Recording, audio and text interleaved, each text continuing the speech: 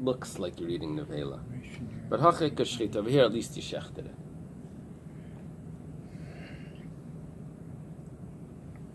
Amalei Rava, his son-in-law, Rav Chisda's son-in-law, tells him, "Valav kol dekenu."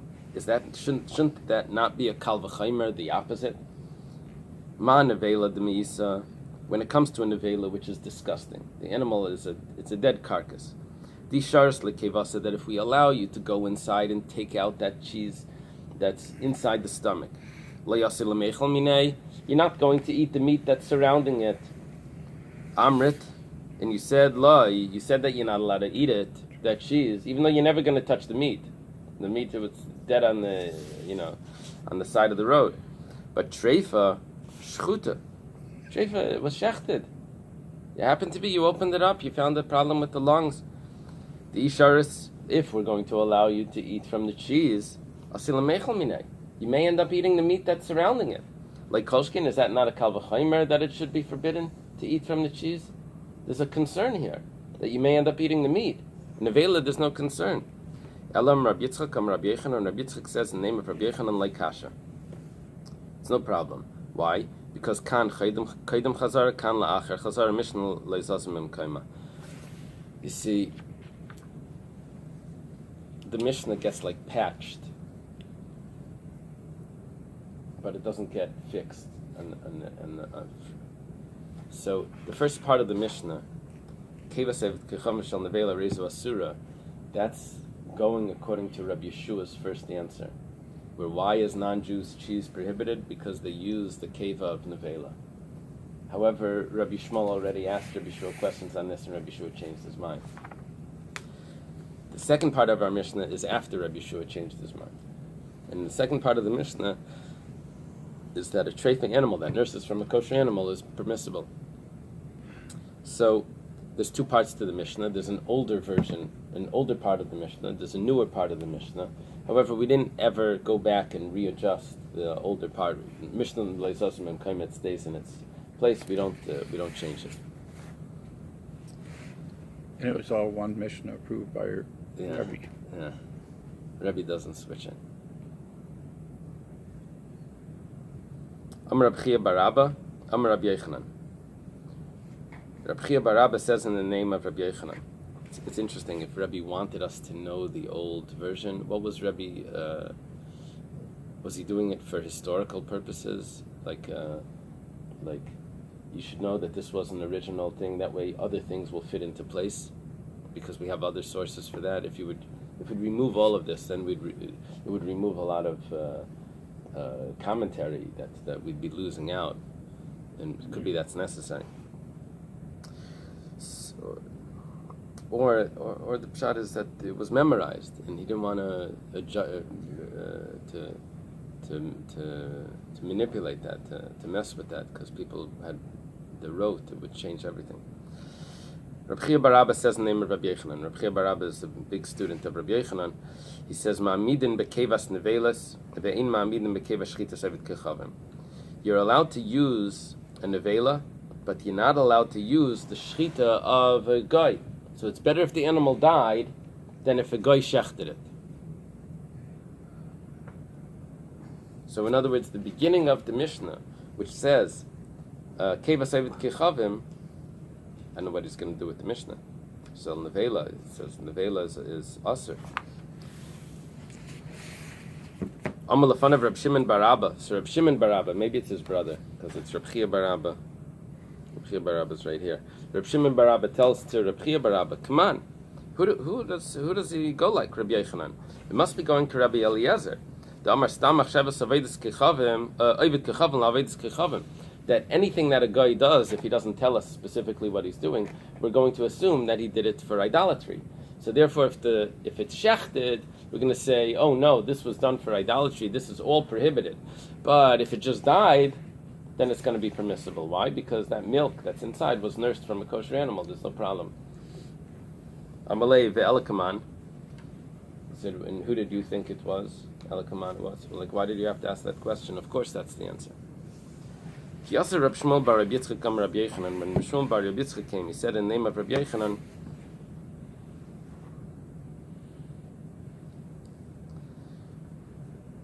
Ma'amidin, that you can use rennet. You can use ma'amidin is to curdle the cheese. Bein bekevas nevela, bein bekevas shchitas avikachapim, shlei lachash l'divrei belazar. You can use whether it's a nevela or whether it's shchita of a guy. We don't think that it's for idolatry. The goyim are not so religious. They slaughtered it, and it wasn't for idolatry. Okay, v'hilchasa. The halacha is ein ma'amidin bar kevas nevela. You can't use the skin of a nevela. Aval ma'amidin bekevas nevela, so bekevas shchitas avikachapim, but you're allowed to use the cheese that's inside. Okay, now we have apprentices in the Gemara, and this is a classic example of how the halacha gets determined based on the different Rishonim by if they had the following piece of Gemara. The Rif has this piece, Rashi does not have this piece. According to the Rif, the next piece of Gemara goes like this. If a kosher animal nurses from a treifa animal, that means the milk inside came from a treifa. And for sure, if a treifa nursed from a kshera, all of that is permissible to use. My taima, what's the reason? Cholav hamachunaspa, the milk that's collected inside the calf, pirsha ba'almahu, is just considered digested, already digested, and it's just considered manure, and there's no problem to use it for rennet. Changes everything. Yeah, because up until now we said that it was a problem. It's not a part of the animal yet. Comes along Taisvus, and Taisvus says, according to this Girsa, it doesn't fit with the Mishnah. It doesn't even fit with the second part of the Mishnah. For sure, not with the first part. It doesn't fit with the second part of Mishnah that says that Ksheir Shinkim and a Treifa Kivas Asura. If a kosher animal nurses from a treifa, what's inside is prohibited. So Rabbeinu Tam says the Mishnah is talking about that what's inside is still soft and liquidy. That was not digested. What this text of the Gemara is referring to, where it already turned hard, and so there's a difference between tzolol and karush. If you remember, the Ramah brings us in Pei Zayin. If it's liquid, that's all based on this Rabbeinu Tam. There's a difference between liquid and if it's hard. If it's hard, then it's pirsha. Okay. Now listen to this Rashi. It's a nice long Rashi here. Rashi starts off saying that even milk that's in a kosher animal, if it's salted together with the animal, because you have to salt the animal, you have to salt the certain parts of the stomach, we said you don't have to salt. But if it's salted inside, and then you take it out, you open it up afterwards, you take it out, and there's milk in there, he says it's Isser Gomer, it's Basar B'chalav, and you can't do anything with it, even if it was a kosher animal. You can't make cheese with this. He says, and I have no power to permit this. Some people do permit it, he says, and they consider it Dagam Shalom Bakara, they consider it not barnat. That the meat went into this cheese, to this that's inside, and then from the cheese it goes back into the other milk, and so already the flavor of the meat is not there. Now Rashi doesn't have this text on the bottom. Kevas ksher shinkim and a trefa. You see, it's possible to learn that it's not barnat is when you have a vessel. It's not food. If you have from the meat into the pot, from the pot out into the fish or into the lasagna or whatever, the pasta, and then from that into cheese. So it's removed. Rashi holds that the milk that's inside is food. So he's going to ask on this. He's going to say, that's not barnat, that's not barnat, that's straight milk and meat. But if you learn like the Rif, that the milk that's inside is not considered food, it's just considered like a pan. To him it's manure. He's going to consider, so it's possible to say that it is not barnat.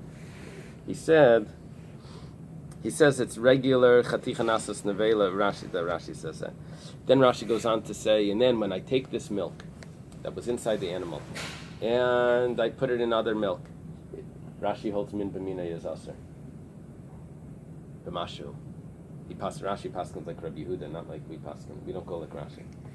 Rashi holds min b'minay, milk with milk is aser b'masho, and therefore, even if it's Issa Darabanan over here, it's an Issa Darabanan because it was only salted. Wasn't cooked together. And you're just going to put it in. He says all the cheese, all the milk is going to be forbidden. He says, I used to allow this, but I was mistaken. Quotes the Gemara in Avodah Zarah. Okay, that's what he says. So the explanation that's given here is simply the text of this Gemara, this bracket. If the reason why we have a difference between Rashi and the Rif is simply because what the text of their Gemaras were, and that's what makes the halacha. Okay. Next piece. Chaymer v'chelev mi bedam. There's a stringency of forbidden fats over blood. Chaymer bedam mi b'chelev. And there's also a stringency of blood over the forbidden fats. Each one has its stringency. Chaymer b'chelev. What's the stringency of the forbidden fat? Shachelev ma'ilim bay. That if you have a sacrifice and you take the forbidden fat from the sacrifice and you use it for personal use, so that's considered me'ila. Me'ila is personal use from something that belonged to the temple. It's a very strict laws. If it's b'shogeg, you have to bring a carbon. If it's b'mezid, then it's misbidei shemayim. V'chayav and alav, and also the forbidden fats, yechayev mishum pigel. That means if someone had thoughts of sprinkling the blood or of eating the meat after the appropriate time, then the sacrifice becomes so prohibited that it becomes pigel, which is a karas to eat it. V'naisar, if the fat is left over, it's considered naisar, the leftover things that were supposed to be burnt. Tame, and someone tummy that eats it, when he's tummy, he also gets karas. A tummy person is not allowed to eat from the sacrifice or from truma. Mashenki b'dam. All of this doesn't apply to dam. That means there's no me'ila by dam, there's no pigel by dam, there's no noiser by dam, and there's no prohibition of eating dam, blood, when the person's tummy. V'chaymer b'dam. So what's the stringency of the blood? Shadam noig b'behema v'chayev v'oif. Blood applies to animals, wild animals, and also to birds, bein tmei and bein tayrim, whether they're kosher or not. There's a prohibition of blood. V'chelev ein noigal behema terrible vad. Chelev only applies to kosher animals, and even that, it's not to birds, and it's not to. There's no forbidden fats in birds, and no forbidden fats in wild animals. Okay, the Gemara starts off with mina ani mili. How do we know that forbidden fats are even me'ila by kachim kalim? You see, kachim kalim are animals that are eaten by they belong to the owner. Kachim kalim belong to the owner. Kachim, they belong to the temple. So why is there me'ila by this? So Amar Rabbi Yanai says, the Amar Kra,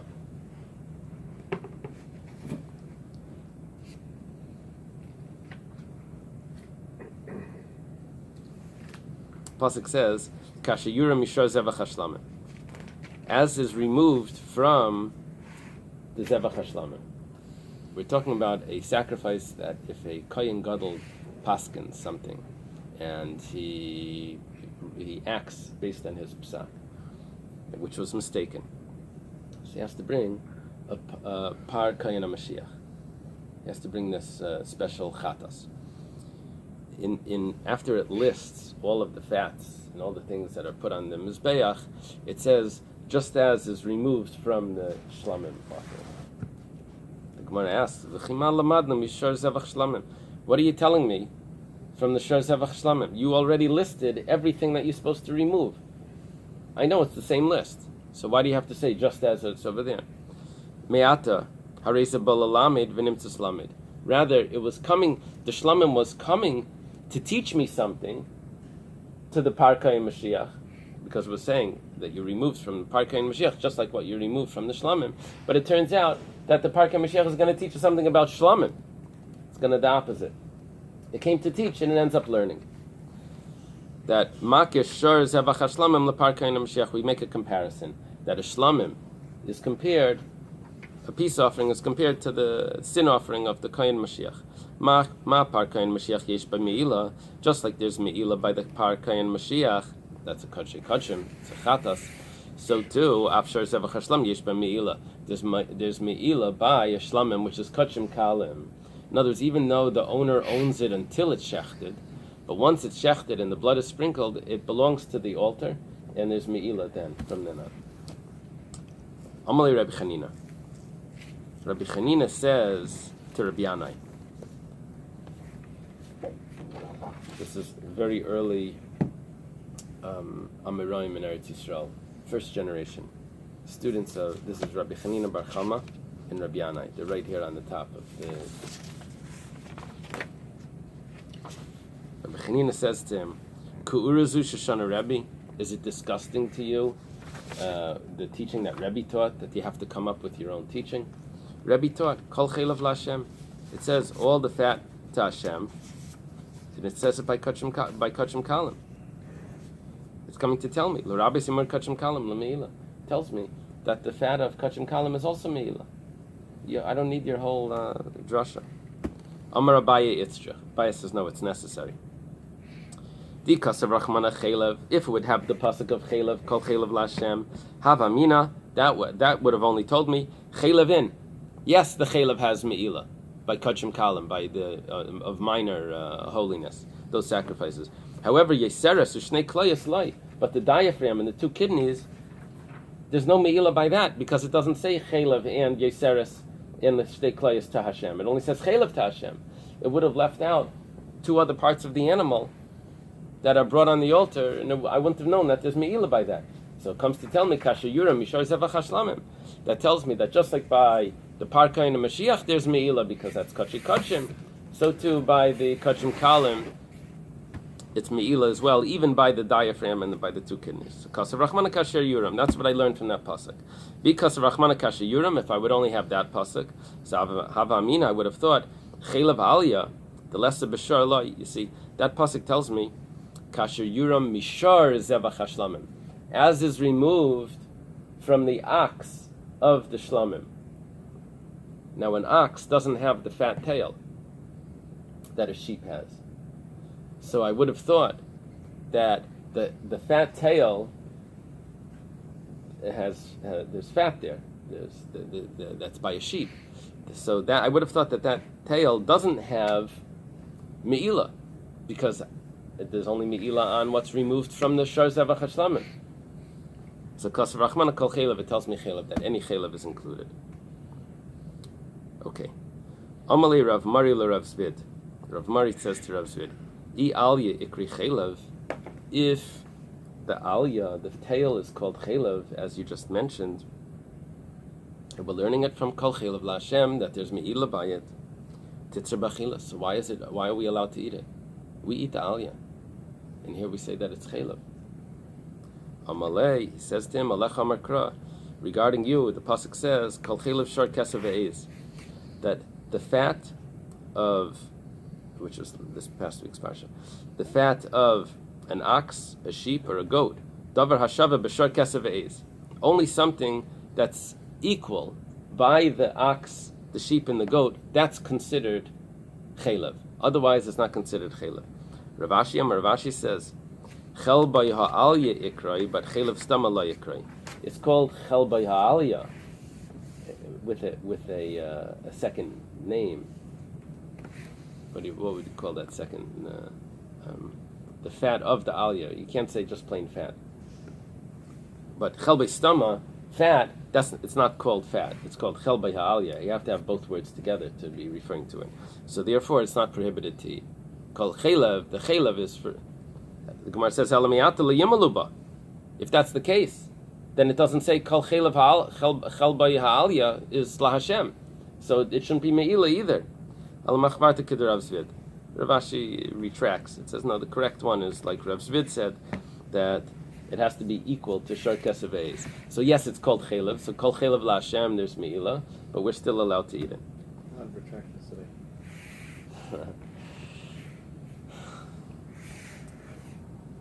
It says Asher Nasi Yechta. The pasuk says when a king sins and he brings his sacrifice, So it says the pasuk says Ashrei, that praised is if the leader admits to his mistake and he atones for it.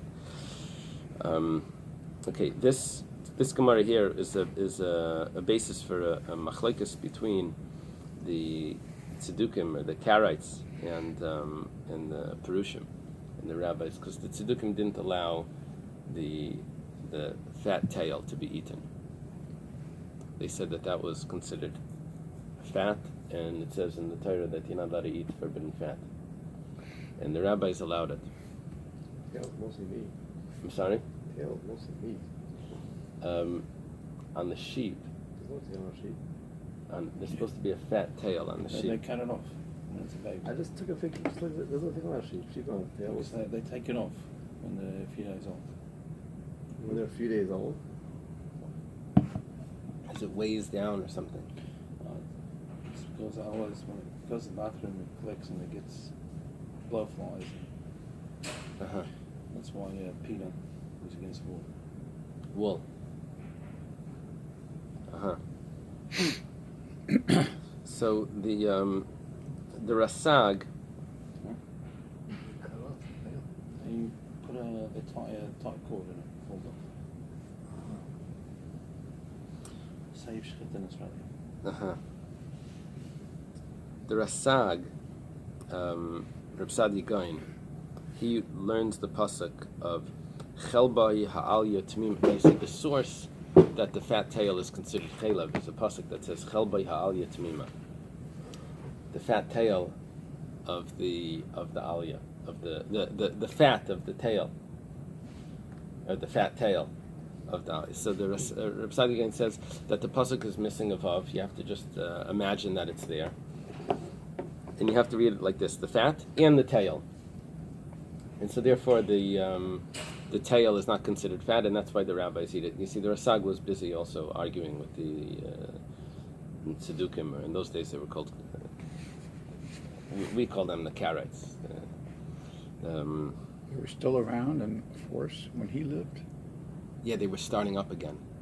Really? Yeah, that was the Anan. He had this whole fight with what was it? Anan ben David. He had these arguments with Rambam also. the Rambam had. In Egypt.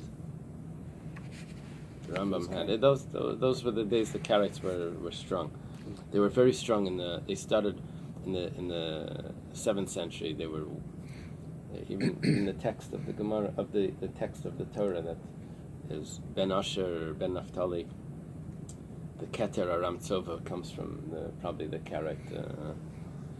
Okay, so the Ramban doesn't like the Rasag's interpretation, and the Ibn Ezra answered them. I've been talking about this all Shabbos. The Ibn Ezra answered to them that to the Karaites. You see, there's a basic problem. It says we're not allowed to eat fat, and the Torah says that the tail is fat, and then we go ahead and we eat the tail. So the Karaites had a point. So the Rasag said, Reb Sadi Gaon says, the Torah doesn't say the tail's fat. The Torah says the tail and the fat and the tail. That doesn't put it together. The Ibn Ezra said that you're allowed to eat all fat. All fat is permissible. The rabbis put a prohibition on it, but according to the you're allowed to eat all fat. It says in the Torah you can't eat the fat. He says, yeah, from a sacrifice you can't eat the fat. It has to be put on the altar. So the Ramban comes along and says that the Karaites' position is better than the Ibn Ezra's, because the Karaites at least hold that it's all forbidden, which is correct. The Ibn Ezra says that it's all permissible, which is not correct. It's not permissible biblically. And so the Ramban himself says that the fat that's in the tail, when you cut off the tail, you're taking off also part of the back part. There's fat there. That's what it's referring to, that fat. But the tail itself is not considered fat. And our Gemara, interestingly, our Gemara says that no. The reason why the tail is permissible is because the tail is not equal in all the animals. Only fat that's equal in all the animals is prohibited. Chelav, shar, kesav, eis, it has to be in all three. If it's not in all three, then it's permissible. And the tail isn't there. The tail is only in some of the animals. Okay. Mashenkin badam. However, blood doesn't have me'ila and all of that. Minani mili. How do we know that there's no me'ila by the blood? That means if someone has personal use of the blood, there's no me'ila. Amar Ula. Ula says, the Amar Kra. Ula was one of the travelers. It says, the pasuk says, the whole pasuk is, Ki nefesh habasar b'damhi. The soul is in the blood. And Vani nasati lachem ala mizbeach lechaper al nafshisechem. And I have given it to you on the altar to atone for your souls. Ki adamu b'nefesh yechaper. Because the blood atones for the souls. So he uses the word lachem. Vani nasati lachem. I've given it to you as an atonement. Shalachem yehei. That means that it's yours. There's no me'ilah. He uses that word lachem. That it to you. I've given it to you. That means that it doesn't belong to God, and if you have personal benefit from it, you don't have to bring those sacrifices. The Bei Rabbi Shmuel Tana, in the house of Rabbi Shmuel, in the yeshiva of Rabbi Shmuel, they taught, L'chaper, I've given it to you as an atonement. L'kapar nasata v'layla me'ila. I've given it to you as atonement, but not for me'ila. So that's excluding me'ila. Rabbi Yochanan says, Amar Kra, the pasuk says, who? Ki hadam hu benefesh. The blood is. Hu lefnei kapara kalachar kapara. It is before the atonement, just like after the atonement. Mala achar kapara ein by meila. Just like after the blood is sprinkled, it's already been used, and it doesn't have meila. Af lefnei kapara ein by meila. Also, before it's been sprinkled, there's no meila. The Gemara asks, but how do you know that that's the case? Maybe read it exactly the opposite. Ve'ema hu la'achar kapara kalifnei kapara. Say exactly the opposite. That the way it is after the atonement, that's the same way it is from before the atonement. And just like Malaf Nekapar Yesh by Me'ila, just like before the atonement, it belonged to God and you can't have use of it. Aflacha Kapar Yesh by Me'ila, there's Me'ila afterwards as well. The Gemara says, Ein lecha davar shnasas mitzvahs in ma'ilam bay. There's no such thing. You've already performed the commandment and there's still Me'ila. There's no such thing. After the blood was sprinkled, it's impossible that there's Me'ila. The Gemara says, V'lai, there's no such thing that after you performed what you're supposed to do, that it's there's no me'ila. I'll show you a case where there's me'ila even after it's performed. But if Truma Sadeshan is a mitzvah, the Kayan in the morning was supposed to go up to the altar and take some of the ashes off the fire and put it down on the side of the altar. The Nasis mitzvah say that the mitzvah was performed. He did the Truma Sadeshan, and there's still me'ila. You're not allowed to use those ashes for personal use. It says you have to place them near the Mizbeach. And when it says you place them, we learn from that you're not allowed to use it for anything. It has to be placed there and it's supposed to get absorbed into the ground. The Gemara says, well, we can't learn from Truma Sadeshan. Why? Because we have another thing as well. And we can't use, even though if it would only be Truma Sadeshan, we would say, oh, that's a precedent to teach us everywhere else. But because we have two things, which we're about to introduce, we don't learn binyanav from two things. We say, Shneksiv mabam kechad ein malamdim. The fact that we have two things that teach us this tell me that we can't learn from it anywhere else. It says, Mishum dahavi Truma Sadeshan, a big dekuna Shneksiv mabam kechad. V'chol Shneksiv mabam kechad ein malamdim. Because anytime you have two verses that come to teach the same thing, you can't learn from it anywhere else. Or else it would have only taught us one verse, and that would have taught me everywhere else. So what is the two verses? First of all, the Truma Sadesha needs to get absorbed into the ground. You're not allowed to have personal use. And also the Kohen Gadol, after he takes off, it says, Upashat espigdei abad v'nicham sham. He takes off the linen clothes and he puts them there.